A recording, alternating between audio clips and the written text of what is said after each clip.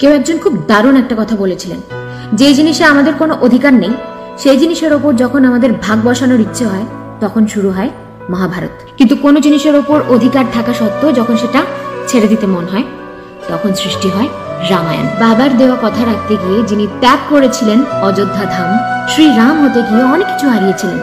রঘুপতি রাঘব শ্রী রাজা রাম, রাজার মুকুট সিংহাসন সুখ যিনি ছেড়েছিলেন তিনি আমাদের রাজা রাম।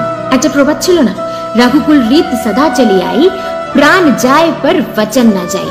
মানে পরিস্থিতি যতই খারাপ হোক না কেন নিজের দেওয়া কথা কখনো খেলাফ করা উচিত না, নিজের কর্তব্য পালন করা উচিত। ওই যে কথায় আছে না যে যা হয় ভালোর জন্যই হয়। মা কইকেয়ী যদি গদি না ছিনিয়ে নিতেন তাহলে হয়তো শ্রীরাম রাজা রাম হয়ে থেকে যেতেন।